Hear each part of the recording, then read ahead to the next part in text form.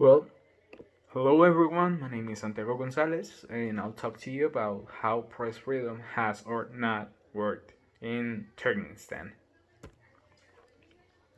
First of all, we'll take a look to Turkish history context, and then about its president's history because it's very related to press freedom in this context.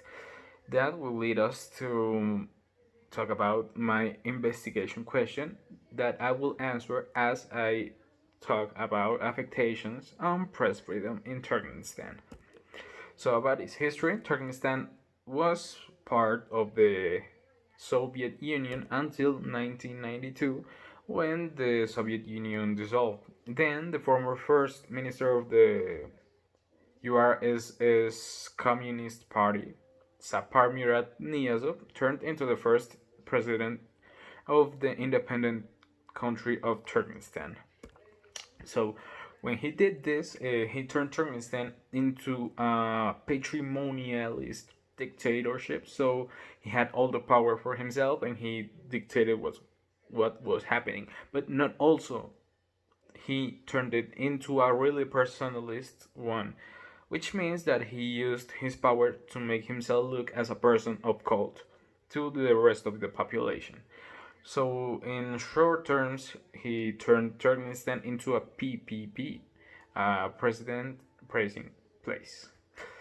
For example, here you can see monument, a huge monument that says Rumnama. You may ask, what is Runama? And I'll tell you, Runama was the first book that Niyazov wrote as president of Turkmenistan. And he wrote it kind of like to be used as a spiritual guide for the Turkmen. And it was an obligation to read it on school, so you can see what kind of dictator this guy was.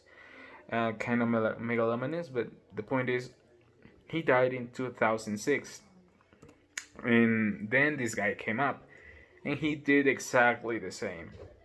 So he kept that dictatorship and that personalist policy. This guy, Gurbanguly Berdi Muhammadov, you may not recognize him right now, but he was the guy who held that poor pup and make Putin look like a savior when he took it on his arms. But now the serious question: how did his arrival to the power affect press freedom in Turkmenistan? Taking into account that press freedom in Turkmenistan has never been really good. So first of all, we have to take into account that Turkmenistan's international policy has always been like really close. Not, it's like no one comes here, nobody gets out here. It's that kind of thing. But also, this makes international media, external media, ignore or don't be able to find out what's going on in Turkmenistan. For example,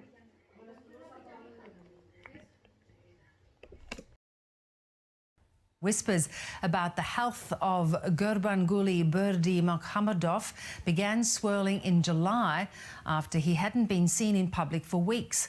But now the country's state broadcaster has aired a 25-minute report showing him carrying out multiple tasks. They range from bowling and horse riding to composing music and driving a rally car. Okay, this is so yeah, this is what's going on. Here you can see two things. First of all, they use media to make him look as they give him too much importance to the president in media. And this leads us to the second point: the media control over the population. The media is totally controlled by the government, so they basically decide what the public knows. And this has affected press freedom because the circle of information is really closed and not many people get to it. And so the population, most of the population, is just uninformed about things that really matter, not about watching the president go on Dakar or on a rally, okay? And this means that they don't report anything relevant, and they control other media that could report anything relevant. In this case, the government hired a German enterprise that can block websites, and this makes it really difficult to get informed about anything. And not only that, this is when you have internet, but like around 20% of the population of Turkmenistan has internet, the rest doesn't. So this leads us to think, what happened to journalism in Turkmenistan? They tried to make his job, but the harassment has been really tough, and this pushed journalists to act in a clandestine way. And this is the reason why Turkmenistan dropped to the 180th on the top of world press freedom by Reporters Without Borders. And what did journalists do? They said that they had to develop and find out new ways to communicate things without being catched by the government, because the government has cameras everywhere. So it's really hard to do anything without getting identified and then harassed. And with that, Ruslan Miatev, a Turkish editor, when he was interviewed by Foreign Policy, said that even if that was their job, they couldn't risk their lives for breaking news or anything.